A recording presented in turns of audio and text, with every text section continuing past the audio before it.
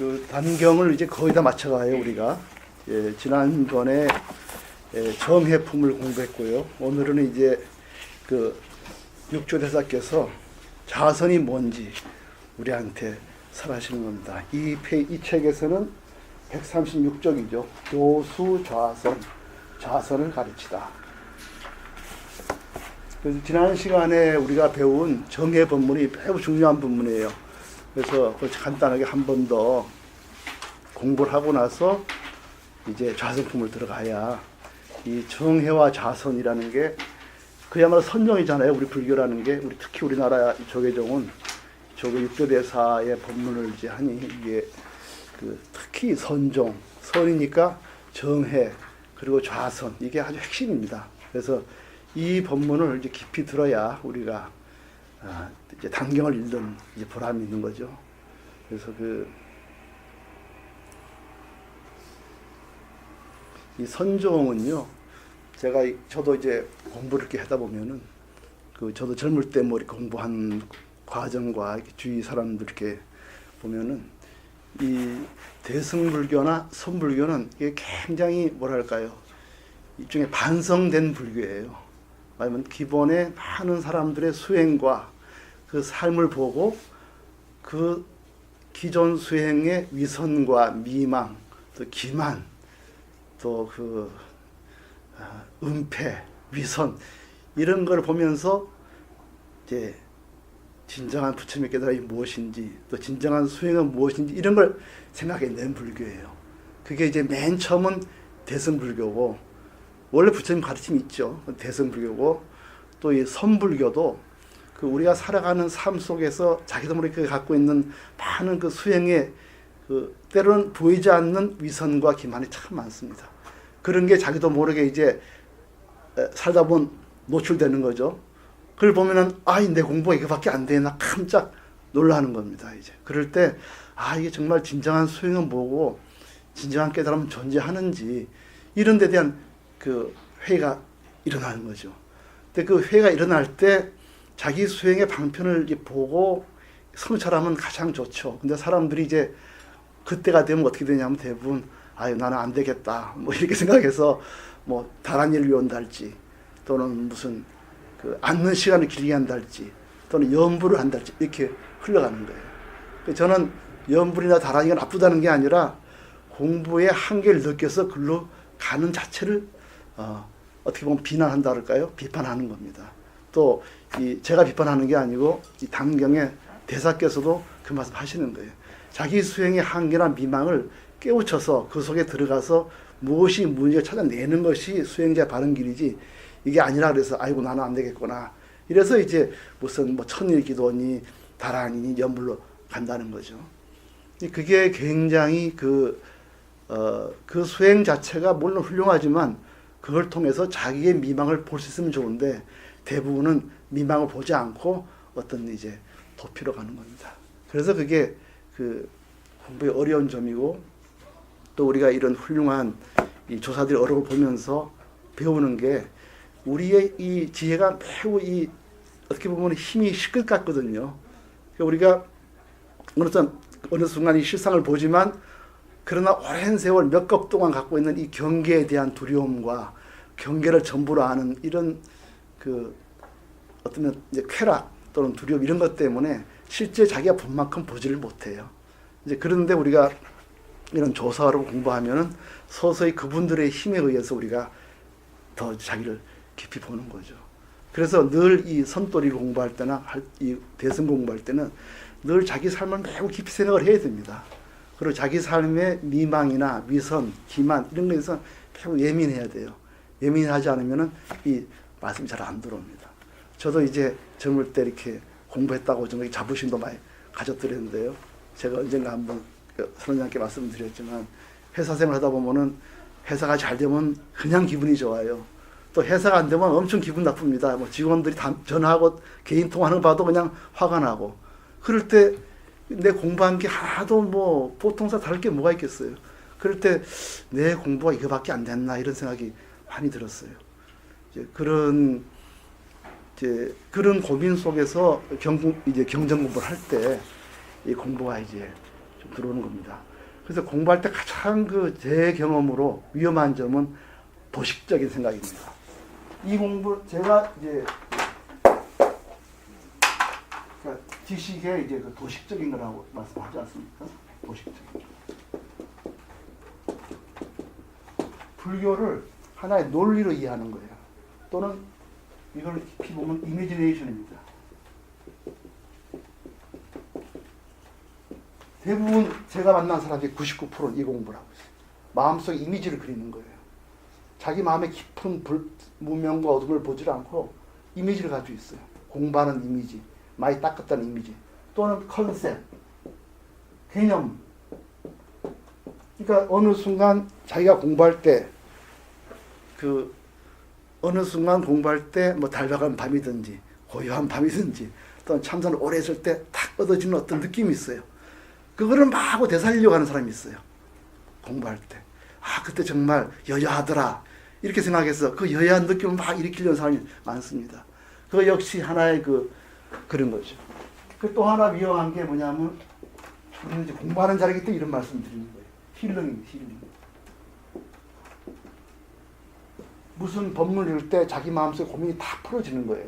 매우 훌륭합니다. 좋습니다. 그거는 아주 필요하죠, 공부할 때. 그런데 이 힐링 자체에 머물면은 절대 그 당처를 보지 못합니다. 이 공부의 본질을 봐야 되거든요.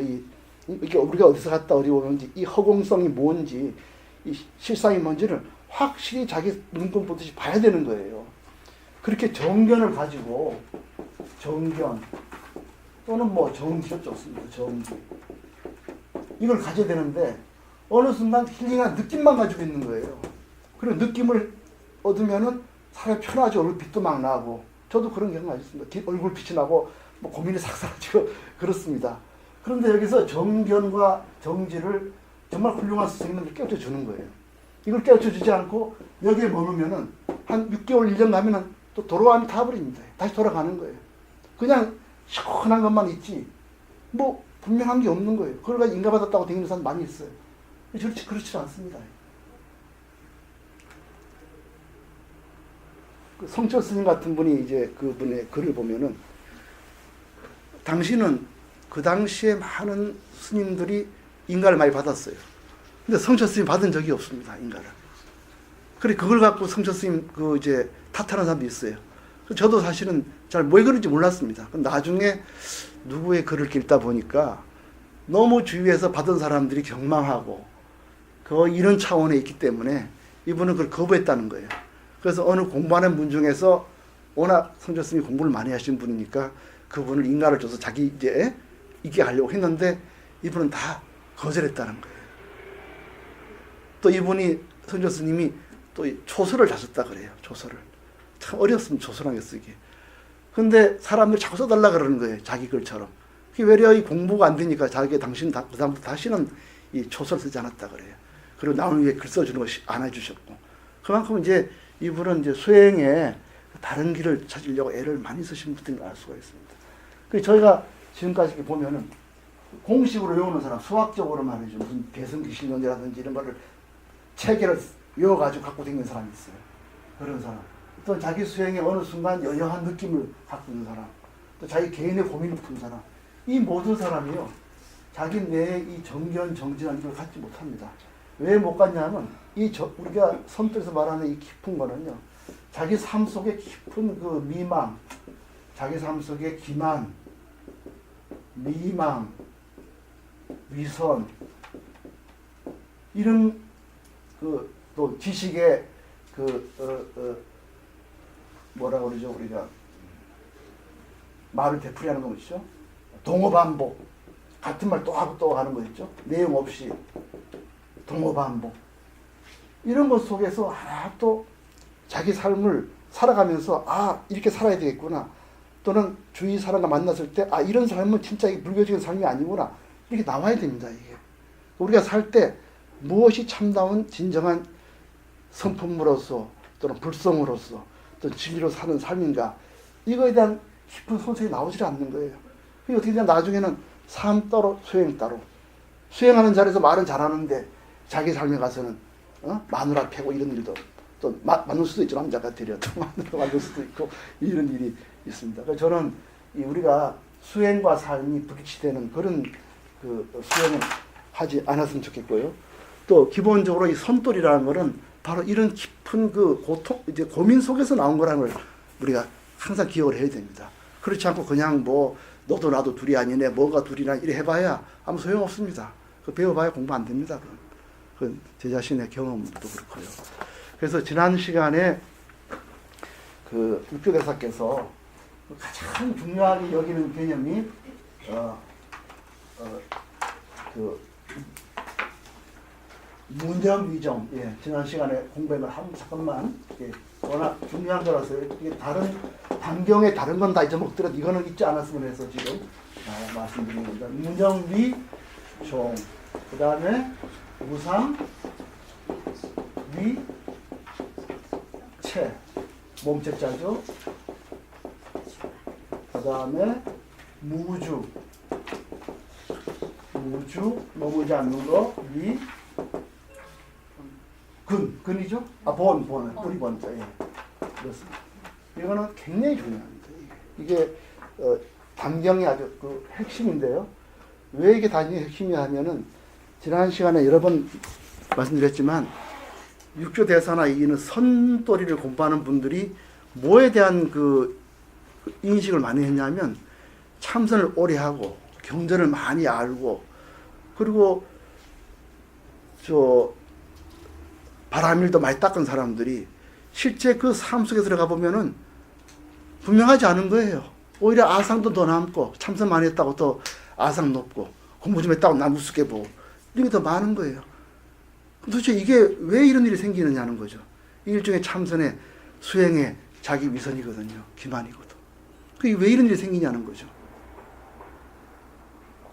그래서 나오는 게 뭐냐 하면 반드시 나오는 문제가 깨달음이란 무엇인가 합니다. 제가 어제 어떤 모임에 갔었는데 이제 그 모임은 어떤 분이 이제 모처럼 이제 어디 해외에 있다 오셔가지고 그 자기 주위 사람들을 다 불러 저녁을 사는 그런 모임이었어요. 그리고 이제 그분이 좀 꽤 진보적인 분입니다. 불교계. 그 자연히 저같이 나이 있는 사람도 있고 또 한 50대나 40대, 80년대 학번에 좀 진보적인 분도 많이 있고 뭐 이렇게 이제 있어서 얘기를 좀 하는데 무슨 이제 얘기하는 과정에 이제 어떤 이제 거기 이제 게스트 하는 강사가 요새 유행하는 사회적 기업을 하는 분이에요. 사회적 기업 중에 이분은 뭘 하냐면 홍대 앞에서 식당을 하는 분이에요. 여자분인데 40대인데 아주 뭐 대단히 그러니까 사회적 기업으로 식당 한다는 거는 돈을 번다는 게 아니고 식당을 통해서 가난한 사람, 청소년 또는 다국적 이제 여자들 와서 그런 사람들이 이제 요리사를 만드는 양성시키는 거예요. 이분들이 보국에 돌아갔거나 여기서 독립적으로 할 수 있도록 돈 버는 그게 이제 목적이에요. 그러면서 이분이 네팔하고 어디 미얀마에 그러니까 거기다 식당을 냈어요. 그래서 이제 그런 쪽에서도 계속 이 요리사를 키우고 뭐 이렇게 이제 하는 그냥 국제적으로 이렇게 하는 거고 우리나라에 있는 사회적 기업이 3년 동안 정부에서 돈을 대줍니다. 그게 좀 다른 거죠. 그런 얘기를 하는데 그 이야기를 듣던 이제 분 중에 여자분이 제가 보니까 80년대 학번 같아요. 운동도 좀 한 분이고 저는 올드한 사람입니다. 거기에 대해서는. 그래서 뭐라 하냐면은 아니 그 네팔에서 그 식당 하면은 좋긴 좋겠지만 당신 때문에 거기 있던 영세 식당도 다 망할 거 아니냐는 거예요. 그럼 당신도 결국은 자본가 입장에서 거기 있는 사람 다 망치 하는 거 아니냐. 뭐 이렇게 너무 이제 굳어진 시각을 보는 거죠. 뭐든지 뭐 민중을 엎어뜨리는 이런 시각만 보는 거죠. 세상이 자꾸 바뀌고 있는 거거든요. 아무리 내가 옛날 그래도 새로운 식당이 생기면 어떡하겠습니까? 그 세상의 변화도 받아들여야 되거든. 근데 이 사람은 이제 당신이 거기 가서 깽판 치는 거 아니요? 이런 식의 얘기를 하니까 이분 당황스러워가지고 아유 저는 뭐 그래까지 깊이는 못 봅니다. 뭐 이렇게 해서 이제 설랑설레 하니까 이제 내 옆에 있던 그 전재성 박사 그 경전 번역하는 제 친구고 이제 그 친구 70년대 우리가 민정불교 같은 하던 멤버입니다. 그 사람이 뭐라 하냐면 뭐 너무 다르다는 거에 같은 불교라도 왜냐면 자기 어제 간 모임에는 그 모임은 경전 공부하는 모임이래요. 그 니까야를 읽는 모임이래. 거기 가니까 조용하더라는 거예요. 사람이 사각사각 말을 하고 있는데 여기 오니까 뭐시 어떻고 뭐 아 시끄럽다 뭐 이래가지고 무슨 불교가 되겠냐는 거예요. 근데 저는 이제 그 얘기를 듣고 저 생각을 해봤습니다. 고요한 사람만 공부를 하면 됩니까? 이게 불교 공부입니까? 그냥 물어보고 싶었어요. 고요한 분위기 있는 것만 깨달음이 오고 좀 이렇게 그래 고민을 하고 살아가는 얘기를 하면서 불교가 뭐냐 이런 좀 시끄럽죠, 그죠? 거기는 뭐 없냐는 거예요. 그런 얘기는 다시 말하면은 고요함과 소란 이 두 가지 문제가 있죠. 고요함, 그죠? 그 다음에 소란함, 그렇죠? 소란. 적과 고요. 우리는 늘 그럽니다. 뭐 시끄럽고 고요하면 둘이 아니다. 말은 많이 하잖아요. 그만에 뭐 하겠어요. 근데 고요함과 소란 둘 다 불교입니다. 그렇죠? 10년 동안 앉아있는 사람이나 뭐 보시한다고 뛰어다니거나 뭐 좋습니다. 그것도 다 우리가 공부죠. 그러면 이제 우리가 묻고 싶은 거예요. 깨달음이 뭡니까? 깨달음이 그럼. 고요한 곳에는 깨달음이 있고 아 시끄럽네 아닙니다. 이런 사람도 있지만은 또 열심히 뛰는 사람한테도 생각이 있거든요. 그 사람이 바보겠어요? 그러면은 우리가 고요함과 시끄러움이라는 그 현실 속에서 고요함을 중요시하는 사람들은 시끄러운 데 가면은 아유 이게 여기서 무슨 공부를 하나 이러지만 또 고요한 데 있는 사람들은요 절대 그런 생각하지 않습니다. 그 태국의 방글라데시가 회교가 대부분입니다. 저 산악지구의 그 족속이 뭔가 그 족속은 불교예요. 근데 그 사람들이 못 살고 한국에 난민으로 가 있습니다. 제가 한 10여 년 전에 자주 만났어요. 근데 그 사람들은 이 방글라데시가 대부분 회교니까 불교 이거를 아주 천박하고 차별을 많이 해요. 어떻게 차별을 하냐면은 야비한 거죠. 계속 산을 개발을 해버립니다. 불을 지르고 개발하고 이러니까 쫓겨나는 거예요, 사람들이. 살 수가 없는 거예요. 그러니까 취직을 해도 불교 신도라면 안 되고 산에 있으려 해도 자꾸 뭉쳐 들어오니까 자꾸 쫓겨나가는 거예요. 그리고 이분들이 못 견디고 이제 한국에는 불교 나라니까 와서 이제 난민 신청을 해서 망명 신청을 하는 거예요. 그런 것 때문에 뭐 도와달라는 데 많이 김포 있을 때 제가 김포에 좀 일을 할 때 그랬습니다. 그때 이제 무슨 얘기를 하냐면 자기는 한국 불교가 최고라는 거예요. 이 사람은. 왜 한국 불교 최고냐니까 자기 나라 스님은요 불이 나도 그냥 고요 앉아서 이빨사람만 하고 여기 오니까 뭐 스님들이 막 데모를 하고 말이죠. 망명 허용하라 뭐 허용하라 뭐 이러니까 너무 좋다는 거예요. 이런 불교 어디 있냐는 거예요. 세상에 좋은 불교 이 불교라는 거예요. 제가 그때 대승불교가 좋으면 알았습니다. 시끄러운 것도 붙여요. 이런 것도 반대로 있어요. 그럼 우린 여기서 묻는 거죠. 뭐가 깨치는 거냐는 거죠. 그러면 적도 아니고 시끄러운 것도 아니면은 그럼 우리가 깨친다는 건 뭐냐는 거죠. 깨친다는 게. 불교를 안다. 또 부처님의 가르침을 안다. 진리를 깨닫는다. 이건 뭘 말하는 거죠? 만약 우리가 차분한 사생만 말하면은 시끄러운 것은 공부가 나올 수 없죠. 그죠? 그리고 또 시끄러운 대승행만 그렇다면 또 뭐 상자행은 불교 아닌 그것도 아니죠. 그러면 도대체 이 두 가지를 관통시키는 깨달음은 뭡니까? 깨달음이라는 거는. 우리 이렇게 결론을 냈어요. 우선 길게 앉는 건 아니다. 이건 그렇죠. 그죠? 짧아도 공부가 아닌 건 아니고 길다고 공부인 건 아니죠. 그럼 뭡니까 그러면? 우리가 뭐를 얻을 수 있는 겁니까?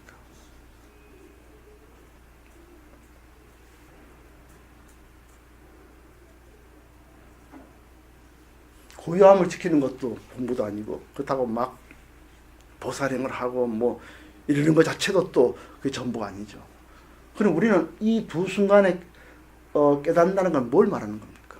시간은 아니죠. 그죠? 길거나 짧고도 아니에요. 신신명에도 그런 말이 있습니다. 이 공부는 1년 만년, 1년이라고 되는 것도 아니고 긴다고 되는 것도 아니다. 시간이 있지 않다. 시간을 깨야 된다 이거예요. 우리는 시간이 많이 갇혀 있어요. 그래서 사람 딱 보면 공부 얼마 안 했다 이런 생각을 자꾸 하는 사람이 있어요. 어쩐 난 많이 했다는 사람도 있고 시간을 가지고 시간을 평가하는 게 있어요. 갇혀 있습니다. 말로는 맨날 뭐 시공을 조절하려고 자기는 갇혀 있는 거예요. 안 됩니다. 그러니까 그 자기 생각의 깊은 데 자꾸 봐야 되는 겁니다. 그래야 이 선돌이 깊은 걸 알 수가 있어요. 그럼 뭘 알 수 있는 겁니까 우리가? 우리 바꿔 말해서 우리 선돌이 우리가 지금까지 공부하는 우리 뭐 보림선언도 마찬가지고요. 백봉수의 법문도 마찬가지고 또 우리 당경에서 마찬가지입니다. 지난번에 공부한 지공대사 대승차도 마찬가지예요. 거기서 그분들이 딱 깨침이라 뭘 얘기하는 겁니까?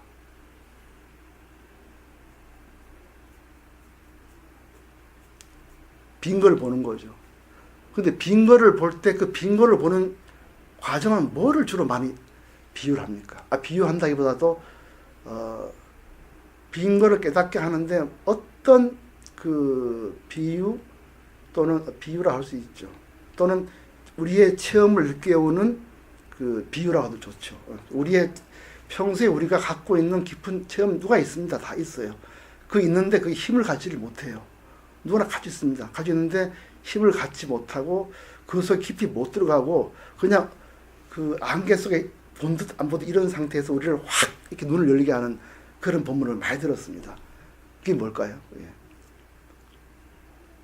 공을 깨닫게 했는데 깨닫게 한 그 우리의 체험을 확 그렇게 그렇지 하고 탁 열게 하는 게 뭐였습니까? 무슨 본문이었습니까?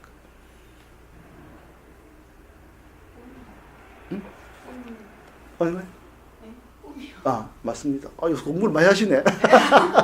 맞습니다. 꿈이란 이게 다 꿈이다 하는 게 확 들어오면요. 누구나 공감을 탁 해버립니다.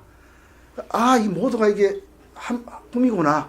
이 한순간 얘기가 전부가 이 공돌이로 확 들어와요. 그래서 제가 드릴 말씀은 고요할 때나 어지러울 때 우리가 꿈이라는 생각을 갖게 되면 순간에 공돌을 깨닫습니다. 그래서 공이라는 깨침은 어떤 시간을 요하지 않는 거예요.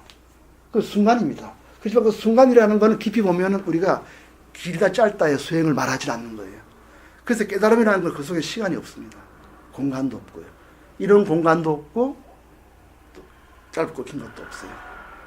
그럼 만약에 공부를 할 때 시간이 길고 짧을 따지거나 공간을 따지면은 어떤 일이 생깁니까? 아상이 생겨버립니다. 나는 오래 있었다. 그렇죠? 나는 현장에서 뛰었다. 이런 거. 또는 나는 시간적으로 이런 걸 따지면서 깨달음이 들어오지 못하는 거예요. 그러니까 선불교에서 지금 말하는 거는 깨달음을 얘기할 때는 반드시 뭘 얘기하겠습니까? 시간 놔버려라. 시끄럽고 고향을 놔버려라.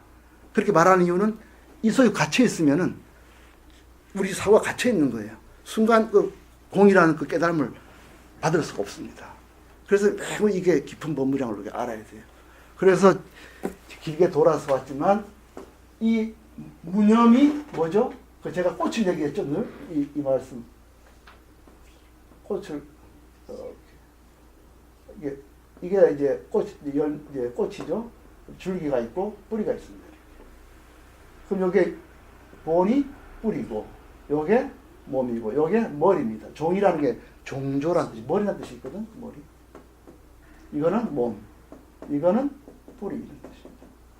그러니까 물을 주면은 뿌리가 자라서 몸을 이루고 마지막으로 최고의 정수인 꽃을 이루는 거예요. 그래서 거기다 이분이 비유를 하신 겁니다. 그러니까 맨 먼저는 뭐냐면 머물지 않는다. 이게 근뿌리예요. 뭐에 머물지 않습니까? 시끄러워 고요한데, 길고 짧은데, 선이니 악이니. 선과 악을 따질 때는 뭐가 있습니까? 그 속에. 만약 객관적으로 선악이 있다면은 당연히 따져야죠. 근데 깊이 뭐 선악은 내가 만든 게 많아요. 나의 한 사회의 주관적 가치관. 60년대 뭐죠? 이 판탈론 바지 같은 거. 지금 보면 못 입습니다. 그죠? 70년대 만보 바지 지금 못 입습니다. 그때는 그렇게 좋아 보였죠. 이상하지 않습니까? 그런 게 한순간에 갖는 주관적 가치관이요. 다 같이 가지고 있어요. 그래서 시끄럽고 고요함, 선악, 시비 이런 것이 나쁘다는 게 아니에요. 그게 우리가 스스로 지어내기 때문에 객관이 아니라는 거거든요. 내가 전번에 늘 말씀드렸듯이만 애기 자는 건 이쁜데 고3 애가 자는 건 굉장히 싫은 거예요. 내가 가지고 있는 겁니다. 그게. 이미 가져서 판단하는 거예요. 그래서 그걸 놔야 꿈이고 나는 게 들어올 수 있고요. 그걸 오랫동안 깊이 보면서 공들을 볼 수가 있습니다. 근데 우리가 오랫동안 살면서 늘 이 속에 갇혀있기 때문에 순간 봤더라도 그 의식을 깊이 하실 수가 없어요. 자꾸 땡깁니다. 그쪽에. 그래서 우리가 법문도 배우고 대화도 하고 책부터 보는 거죠. 그래서 이 뭐에 머물지 않는 거죠? 우리 삶 속에서 고요함 시끄러움 길게 공부하고 짧게 공부하고 내가 어디에 오래 있었다든가 내가 누구 제자라는 거 이런 거 있잖아요. 또 나는 뭘 잘하고 있다. 나는 법답게 하고 있다. 뭐 이런 거 전부 다 이 자기가 만드는 거예요. 이거 전부 분노의 원인입니다. 분노의 원인이에요. 분노가 있으면 결코 공터에 들어갈 수가 없습니다. 지식으로는 공터를 알 수 있어도 마음으로 공터 받아들일 수가 없어요. 지식은 다 알죠. 그러나 흔쾌한 마음을 느낄 수가 없습니다. 그래서 머물지 않는 것이 뿌리고, 그럼 뭐가 나가죠? 조금 더 공부하면 이렇게 되면은 나다 너다 하는 아상, 인상, 중생상, 수자상이 없는 것이 이제 몸이 되는 거예요. 그리고 마지막에 뭐가 되느냐? 무념이 되는 거예요. 무념이 아무 생각 없이 바보가 되는 게 아니에요. 어떤 겁니까? 허공에서 일으키는구나, 이걸 보는 겁니다. 내가 생각하면 생각이 머리에서 나옵니까? 물은 머리 통해 나오지. 나오는 그놈은 뭐죠? 허공성인 거예요. 이걸 우리 꿈이랑 똑같아요. 그러면 텅 빈 데서 생각도 하고 눈으로 비치기도 하고 그렇죠? 듣기도 하고. 이 사실을 가만보면요, 기가 막힙니다. 이게. 이게 텅 빈 데서 이렇게 이런 분이 못을 굴리는구나. 산하아디지 여기서 나오는구나. 너와 내가 여기서 굴리는구나 생각하면 기가 막힙니다. 그래서 일체법이 다 염이 대상으로 경계를 보고 경계 전체가 라고 하는 것을 넘어가는 거예요. 그 염이 없는 거를 경계에 다질린 염이 없는 거죠.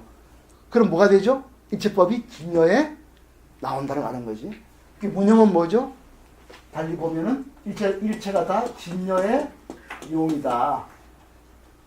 눈으로 보는 게 아니라 진여가 보는 거고, 귀가 듣는 게 아니라 진여가 귀를 통해 듣고, 맛을 볼 때는 진여 자리가, 여여한 자리가 혀를 통해 듣고, 또 모든 선악, 희비,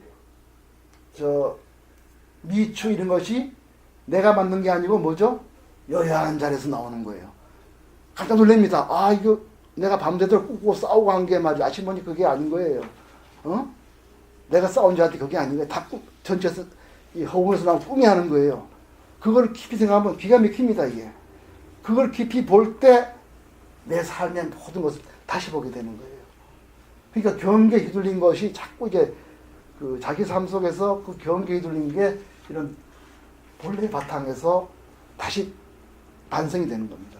그래서 정견과 정제 가질 수가 있어요. 그렇기 때문에 공부할 때 이런 도식이나 이미지네이션 여기 넣으면 안 됩니다. 공부하시는 분들 정말 조심해야 됩니다. 그래서 지난 시간에 무념위종, 무상이체, 무주기본 이게 너무 중요하기 때문에 다 같이 읽어보겠습니다. 선지 씨가 여기 일쪽을 같이 한번 읽을까요? 네. 선지 씨가 나의 이 법문은 위로부터 내려오면서 무념을 세워서 머리를 삼고 무상으로 몸을 삼으며 무주로서 뿌리를 삼는다. 무상이라는 것은 상에서 상을 여이며 무념은 생각에서 생각이 없습니다. 우리가 아상인상을 말은 쓰지만 허공에서 나온 이름뿐인 상이다. 이렇게 아는 것이 상에서 상을 여임이고요. 무념은 생각이 없는 거 아니겠어요? 너다 나다 귀가 듣는다, 눈이 듣는다, 내가 말했다, 네가 들었다 이러지만 사실 그건 다 경계에 휘둘린 거 아니겠어요? 그래서 그렇게 생각하더라도 본래 나온 자리는 귀도 아니고 코도 아닌 바로 이 소식에서 듣는 거구나, 이 허공에 듣는구나, 이렇게 이제 생각하는 겁니다. 그렇게 이해하는 것이 실상에 들어가는 정견, 정진 겁니다. 그래서 거기 한문 보면 이렇게 되어 있습니다. 선지시가 아차 법문은 정상이래, 옛부터 이런 말이죠. 부처님 석가모니 이래 이런 말입니다. 선립 무념위종, 먼저 무념을 종으로 하고 무상을 제로 하고 무주를 이본으로 한다. 이 세 가지가 우리 공돌이 수행의 그야말로 핵심 중에 핵심이다. 왜 이 말을 했겠습니까? 이 도리가요, 결국은 우리가 선악, 고요함, 시끄러움 이렇게 나가는 수가 다른 거예요. 보통 수 어떤 겁니까? 시끄럽게 자면 안 되지, 고요한 데 가야지 이런 말 하잖아요. 또 1시간 잠수하면 안 되지, 한 10년 해야지, 전부 이런 거예요. 이렇게 가면은 절대 이거 빈 걸 받아들일 수가 없어요. 그럼 이 텅 빈 쪽에서 빈 도리로 공부하는 수행은 앉는 게 틀립니다. 지난번에 공부했잖아요. 보통 참선은 뭐죠? 앉아서 방석에 앉아서 고요한 분위기를 가지고 내가 숨을 골고루 쉬면서 앉는 거 아니겠어요? 근데 우리 손돌이 어떻게 하는 겁니까? 나 지금 어디에 앉아있나? 이거 묻지 않습니까? 나는 어디에 앉아있나? 이 자리는 무슨 자리냐? 이게 땅이냐 허공이냐? 이래 들어가는 거거든요. 굉장히 높은 그겁니다. 근계 높은 공부죠. 그래서 그 공돌이로 하는 수행은 어떤 거냐? 이걸 밝혀놓은 거예요. 먼저 정난 10년, 20년 다 놓고 뿌리를 삼고 그렇게 나가서 너와 내가 본래 빈 걸 깨닫고 마지막으로 보고 듣는 것이 다 이 자리다는 걸 아는 거예요. 이게 우리 공성으로서 수행하는 단계를 말해준 겁니다. 이게 핵심입니다. 이 단경에. 그럼 다음에 볼까요? 한글 읽겠습니다. 무주는 사람의 본성이 세간의 선이나 악이나 믿거나 걷거나 원수거나 친하거나 모질고 거친 말을 하거나 속이고 싸울 때 그 모두를 공으로 삼는다. 그리하여 해칠 생각을 하지 않고 생각 중에 악경계를 생각하지 않는 것이다. 만약 앞생각, 지금 생각, 뒷생각이 생각마다 끊임없이 이어지면 이것을 개박이라 한다. 만약 모든 경계를 대하며 생각에 머물지 않으면 곧 얽매임이 없다. 이것이 무주가 근본이 된다고 하는 것이다. 예, 대사께서 정말 자비로우신 분입니다. 이렇게 무주가 보는 말을 아주 자세히 하셨어요. 믿거나 걷거나 친하거나 거짓말하거나 속이고 싸울 때 이거 꿈이구나 이렇게 본다는 거예요. 그렇게 해서 내 생각을 놔버리는 겁니다. 그렇게 꿈이라고 보지 않으면 어떻게 되죠? 계속 왔다 갔다 하지. 속에서 왔다 갔다 하죠. 저 사람은 공부 어느 자세 했을까? 뭐 이런 생각. 나는 참선을 10년 넘어 했는데 왔다 갔다 하는 거예요. 못 받아들입니다. 그래서 기본이 일체법을 꿈으로 돌리고 공으로 돌리는 것이 기본이다. 뿌리다. 그 다음에 그 위에 걸 본문을 하시죠. 읽겠습니다.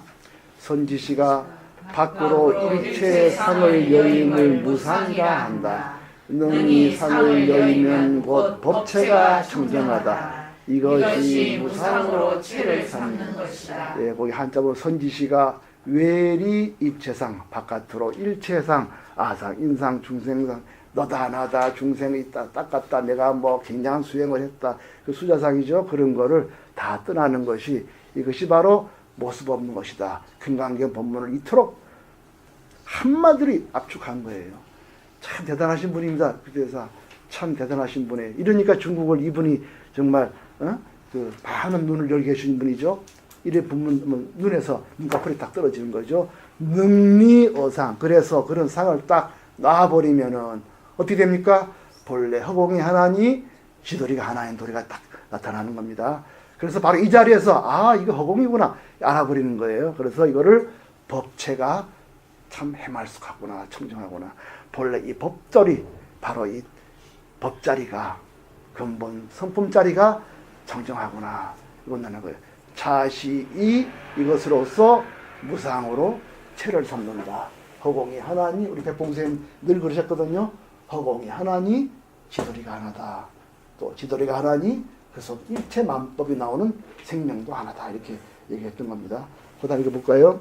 선지시가 모든 경계에 마음이 물들지 않는 것이 무념이다. 스스로의 생각에 항상 모든 경계를 떠나서 경계를 방해도 마음을 내지 않는다. 참 어렵습니다. 이게 한문으로는요. 선지시가 어제 경상에 눈으로 얼굴을 보고 귀로 소리를 듣고 코로 냄새 맡고 이 모든 경계에 우리는 보통 어떻게 하죠? 네가 나한테 이렇게 했지. 네가 나쁜 소리를 나한테 했지. 뭐 전부 이렇게 하잖아요. 거기에서 우리는 어떻게 하죠? 마음이 텅 빈 도리에서 이렇게 허공이 이렇게 하는구나. 허공이 무명을 불리는구나. 허공이 위선을 불리는구나. 허공이 기망을 하는구나.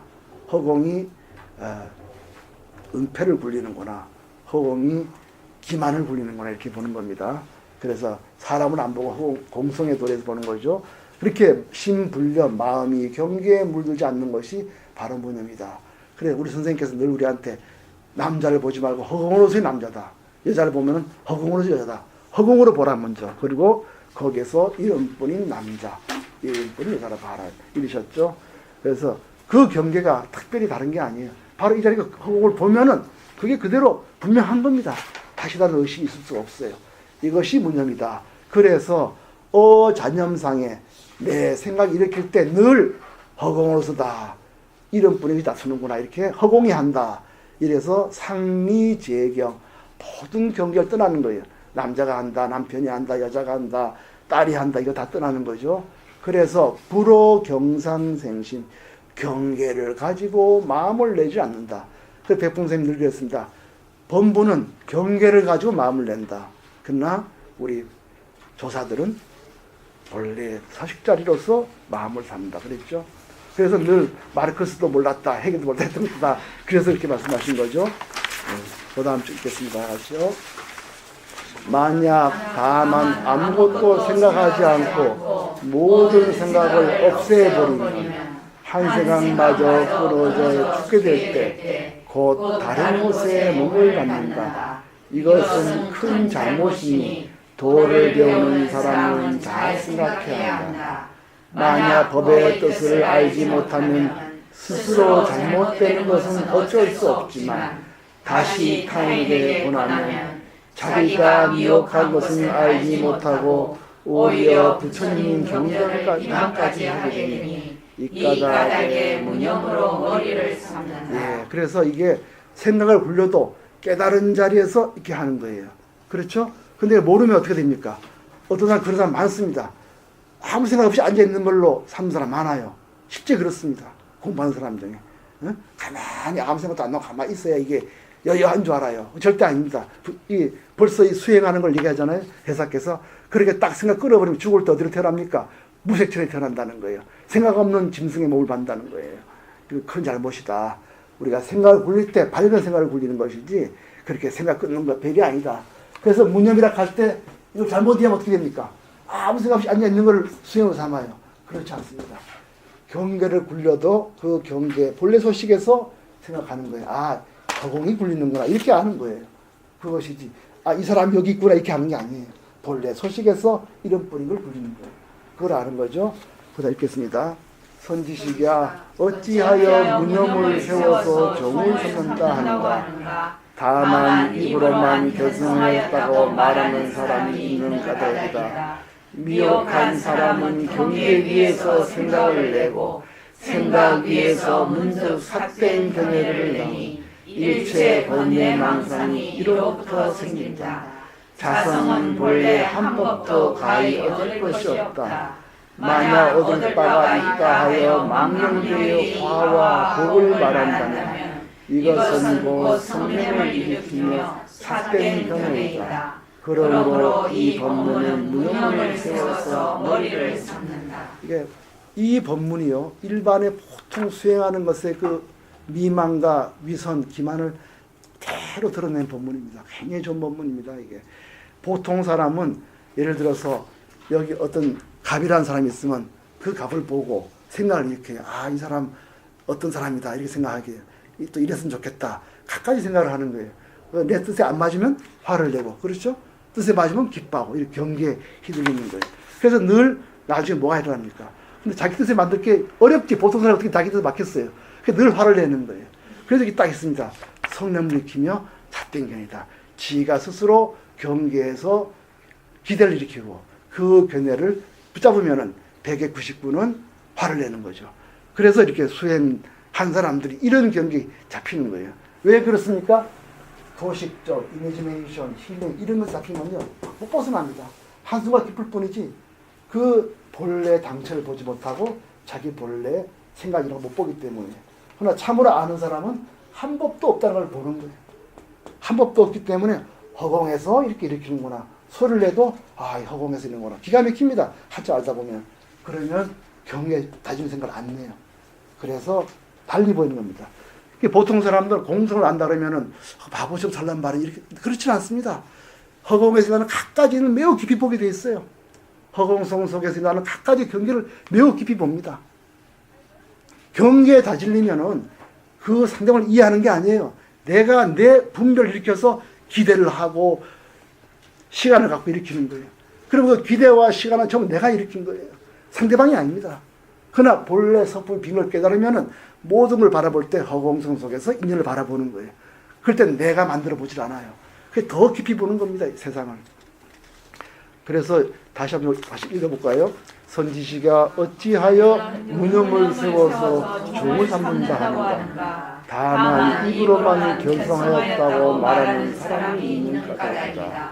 미혹한 사람은 경계 위에서 생각을 내고 생각 위에서 문득 삿된 견해를 내니 일체 번뇌 망상이 이로부터 생긴다.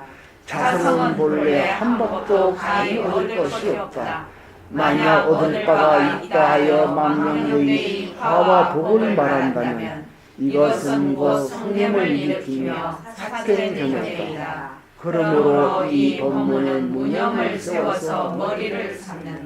네, 이렇게 해서 사실 이 세 가지 이 공성의 이 선도리에서 어떻게 수행하느냐, 뿌리에서 줄기로 머리로 매우 설명을 잘 하셨고요. 이 이유가 잘못된 수행을 깊이 성찰해서 나온 깨달음이에요. 그래서 이 선도리는 매우 깊은 거고 우리 삶을 깊이 성찰해야 됩니다.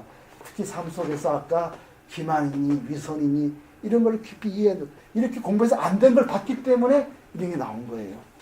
그래서 이제 다 끝났지만 대사의 자존심이 끝이 없습니다. 정말 3대를 해야 됩니다. 이 무념이종을 까딱하면 아무 생각 없는 이야기 쉽잖아요. 제가 이렇게 설명을 잘했기 때문에 친절하게 했기 때문에 아셨지만은 그러나 보통 사람들 이거 하면 바보로 있는 걸 안단 말이에요. 그래서 설명이 더 나옵니다. 너무 감사합니다. 읽어보세요. 선지시가 무라함은 무엇이 없는 것이며 명이함은 무엇을 생각하는 이렇게 무념을 말이죠. 생각이 없다면 되는데 이걸 딱 하나하나 또 해석을 하였어요. 그 해석하는 이유는 이것에 대한 또 하나의 뜻을 우리한테 알려주려고 일부러 그렇게 하시는 겁니다. 우리 이렇게 하는 법이 아니에요. 그렇죠? 그냥 생각 없다예요. 그런데 이거를 다시 우리한테 말하려고 한 번 더 이렇게 뭐는 무엇이고 이렇게 해석하는 거예요. 이거는 말을 잘라가지고 이제 이 뜻을 밝혀주는 거예요. 매우 고마운 법문입니다. 읽어봅시다.